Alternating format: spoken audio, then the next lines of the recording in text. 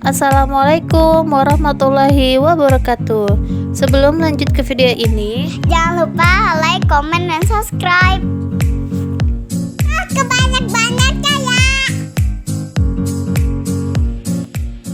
Materi yang Ibu bahas hari ini masih tentang trigonometri. Untuk itu, siapkan alat tulisnya dan jangan lupa berdoa ya. Masuk ke materi perbandingan trigonometri dalam koordinat kartesius. Nah, minggu lalu kita belajar trigonometri dengan segitiga siku-siku. Nah, kali ini kita membahas perbandingan trigonometri dapat juga didefinisikan dengan koordinat kartesius. Nah, untuk lebih jelasnya, perhatikan gambar berikut. Dengan melihat gambar, misalkan koordinat titik P adalah A, B, jarak titik P dengan titik O yaitu titik pusat 0,0 itu sama dengan R atau jari-jari. Nah, dengan Pythagoras dapat dirumuskan bahwa R sama dengan akar dari A kuadrat tambah B kuadrat. Dengan OP nya itu sumbu X positif membentuk sudut beta. Nah, diketahui pada gambar tersebut trigonometri ini dapat didefinisikan sebagai berikut. Sin beta sama dengan B per R atau D per Mi depan per miring. Nah, untuk cos beta sama dengan Sa per Mi atau A per R. Tangen beta sama dengan D per Sa atau B per A, dan seterusnya ya, bisa dilihat di gambar. Contohnya, jika titik P 5,12 dan sudut alfanya adalah sudut yang dibentuk OP dengan sumbu X positif, maka tentukanlah nilai sin A, cos alfa, dan tangen alfa. Nah, penyelesaiannya, titik P kan 5,12, maka absisnya 5 dan ordinatnya adalah 12. Absis itu sumbu X dan ordinat itu sumbu Y. Nah, kita tulis 5 dan 12 nya, kemudian kita tarik garis dengan koordinat kartesiusnya, kemudian tarik titik O ke P nya itu ada di atas ya. Nah, akan membentuk garis baru yaitu R atau jari-jari.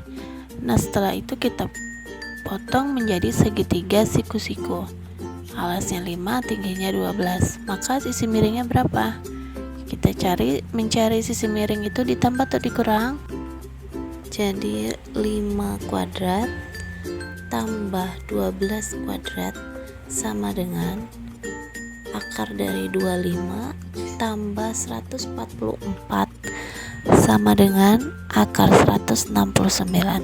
Berapa akar 169? Yaitu 13. Maka sisi miringnya adalah 13. Kemudian kembali ke soal. Sin alfa sama dengan D per Mi, depannya itu 12, miringnya 13. Kemudian untuk cos alfa Sa per Mi yaitu 15 per 13.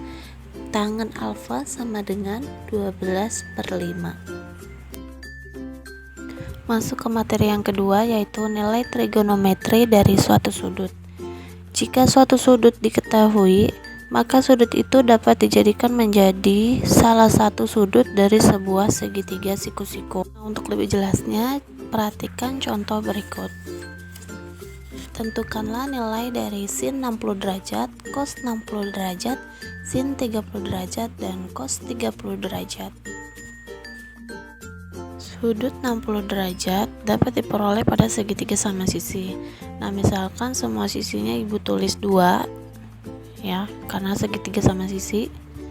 Kemudian Ibu potong jadi 2 segitiganya. Nah, akan membentuk segitiga siku-sikunya ada 2 ya. Nah, kemudian sudut yang atas itu kan 60, karena dibagi 2 jadi masing-masing 30 derajat. Nah, ini membentuk sudut siku-siku yang bawah sama-sama 90. Nah, kemudian segitiga siku-sikunya Ibu pecah lagi di luar. Ibu gambar segitiga siku-sikunya.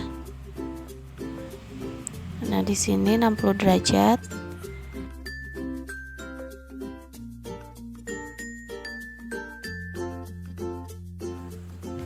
Nah, sisinya kan ibu tulis 2, berarti miringnya 2.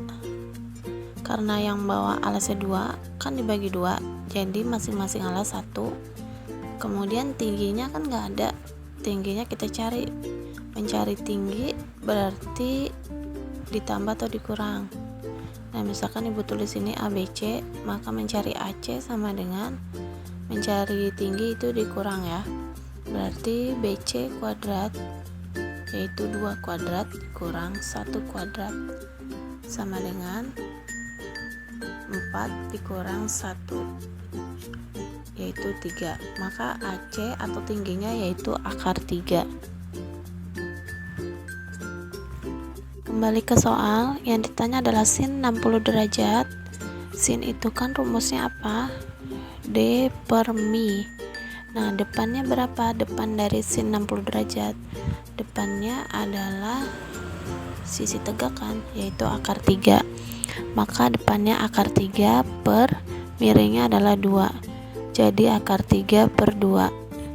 Nah, untuk cos 60 derajat, cos itu rumusnya apa? Cos itu rumusnya sa per mi.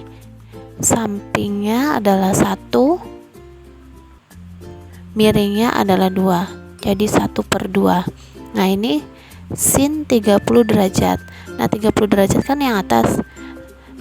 Sin itu rumusnya depan per miring. Nah, kita lihat depan dari 30 derajat adalah 1.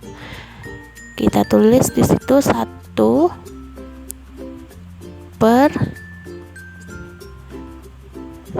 per miring, 1 per 2. Nah, untuk yang cos 30 derajat itu rumusnya sa per mi. Cos 30 ya, samping per miring. Sampingnya adalah tegak, miringnya adalah 2.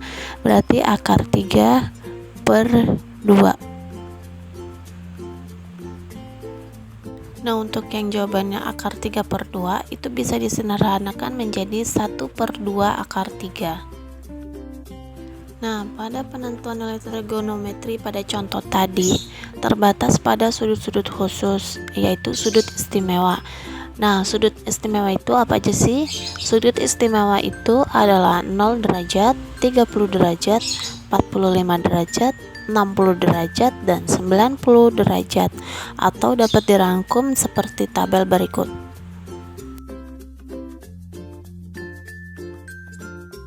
Nah, contoh lainnya, tentukanlah nilai dari sin 60 derajat kali cos 45 derajat ditambah cos 60 derajat dikali sin 45 derajat. Caranya adalah, nah ini dengan bantuan tabel sudut istimewa ya, sudah ibu tulis semua tabelnya. Sin 60 derajat, lihat dari tabel itu setengah akar 3 dikali cos 45 derajat, lihat di tabel itu setengah akar 2 ditambah cos 60 derajat itu setengah dikali sin 45 derajat setengah akar 2.